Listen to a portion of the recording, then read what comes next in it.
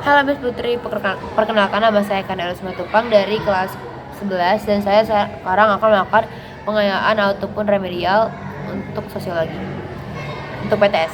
Nah, kita langsung aja bahas dari soal yang pertama. Jelaskan proses terbentuknya kelompok sosial. Kenapa kelompok sosial itu bisa terbentuk? Karena pada umumnya manusia itu adalah makhluk sosial dan juga pastinya kalau manusia mempunyai minat yang sama dan kebiasaan yang sama, pastinya mereka akan mencari kelompok sosial yang tentunya mirip-mirip dengan mereka, dan itu juga adalah naluri manusia sebagai makhluk sosial yang harus berinteraksi dan bersosialisasi dengan orang-orang.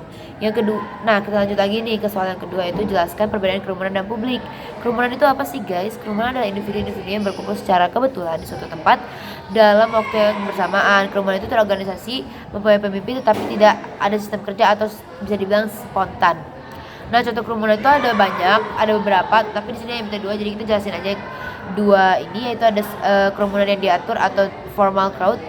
Contohnya adalah nonton konser, dan juga ada kerumunan yang berekspresif atau plan expressive group, itu adalah nonton konser. Kalau yang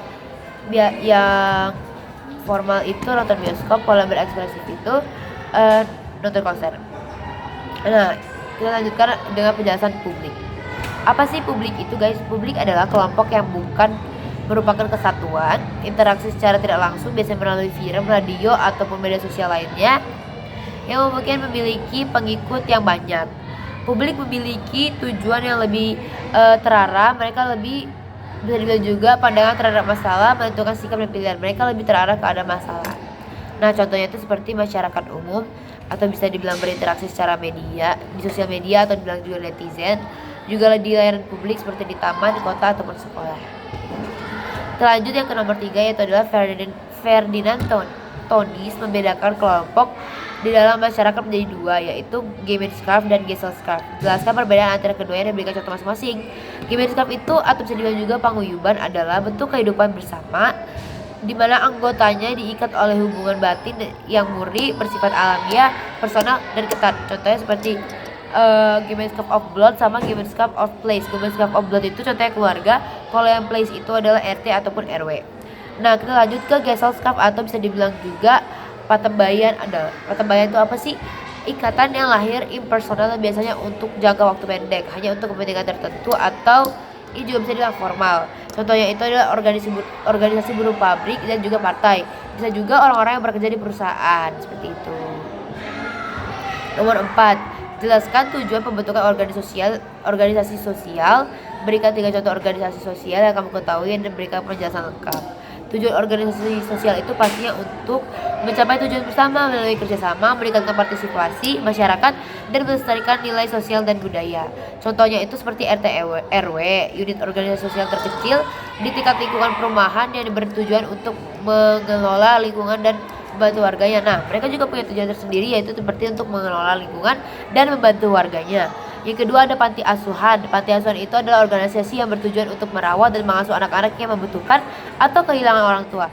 Yang ketiga adalah Yayasan Lembaga Konsumen Indonesia atau YLKI, organisasi yang bertujuan untuk melindungi hak-hak konsumen. Lanjut yang ke nomor 5, yaitu jelaskan menurut pendapat Anda mengenai perbedaan partikularisme kelompok dan eksklusivisme kelompok. Partikularisme itu adalah sistem atau sikap yang mengutamakan kepentingan pribadi atau kelompok tertentu di atas kepentingan umum. Kalau eksklusivisme itu juga sama, tetapi dia menjauhkan diri dari kelompok yang lainnya dan lebih mementingkan kelompoknya sendiri. Nah, yang selanjutnya itu ada tuliskan faktor-faktor pendorong dinamika kelompok sosial yang berasal dari luar maupun dalam. Ini adalah in-group dan out-group. Kalau dari in-group itu adanya konflik antar anggota kelompok, adanya perbedaan kepentingan, dan juga adalah perbedaan paham atau kesalahpahaman. Kalau dari out-group itu adalah perubahan situasi sosial, penemuan-penemuan baru, dan juga adanya perubahan situasi ekonomi atau masalah ekonomi antar anggota juga beda-beda. Itu dapat menyebabkan juga masalah dinamika sosial. Selanjutnya adalah bagaimana Anda bersikap kritis terhadap keanekaragaman dan perubahan kebudayaan. Sikap saya adalah dengan menerima dan belajar beradaptasi dengan perubahan yang ada. Akan tetapi jangan terlalu mengubah perubahan kebudayaan yang ada di Indonesia. Tentunya kita sebagai warga Indonesia harus bisa melestarikan budaya-budaya Indonesia, seperti itu. Lanjut, Jelaskan masing-masing 3 ciri masyarakat di perkotaan dan masyarakat pedesaan. Tentunya kalau perbedaan ciri-ciri ini sangat lumayan signifikan. Contohnya seperti kalau di masyarakat kota itu dia berpikir duniawi, terlalu menguntungkan dirinya sendiri, atau dia sudah dibilang juga individualisme. Dan juga dia lebih besar mendapatkan kerja daripada di desa, dan juga kerjanya pasti bersifat beragam-ragam. Sedangkan untuk di desa itu pekerjaannya homogen, atau hanya biasanya kalau petani saja dan lain-lain saja. Nilai gotong royong itu tapi sangat tinggi kalau di desa, tidak seperti di kota itu sangat individualisme. Dan juga ada rasa ketertarikan dan norma yang sangat kuat antara satu sama lain, seperti itu. Lanjut, uraikan mengapa kelompok sosial memiliki potensi untuk terpecah belah. Kenapa sih dapat terpecah belah? Karena manusia itu tentunya punya pendapat masing-masing kan, dan juga pastinya setiap manusia berhak mengutarakan pendapatnya. Kenapa bisa dikaitkan dengan pecah belah untuk perbedaan pendapat ini? Karena tentunya ada juga manusia-manusia yang tidak bisa menerima pendapat-pendapat orang lain, dan juga tidak mau, dan juga ada juga manusia yang tidak menerima kekalahan atas pendapatnya. Nah, kita lanjut ke penjelasan terakhir, yaitu tentang jelaskan perbedaan primary group dan secondary group. Jelaskan perbedaan antara keduanya dan berikan 2 contoh masing-masing. Primary group itu ada kelompok primer, dan secondary group adalah kelompok sekunder. Primary group atau primer itu adalah mengenal individu secara pribadi atau akrab, dan juga bisa dibilang itu adalah game scarf. Mirip-mirip ya guys. Contohnya itu adalah keluarga, teman dekat, atau kelompok bermain. Sedangkan secondary group atau sekunder itu merupakan kelompok yang terdiri dari banyak orang,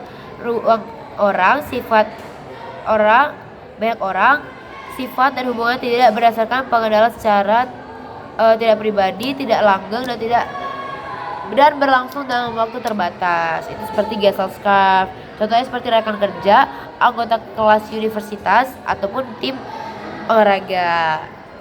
Jadi sekian penjelasan dari 10 soal yang sudah dikerjakan dan saya sekarang sudah bahas. Dan terima kasih sudah mendengarkan. Maaf kalau ada kata-kata yang berbelit-belit dan kesalahan kata. Terima kasih Miss Putri, dan bye-bye teman-teman.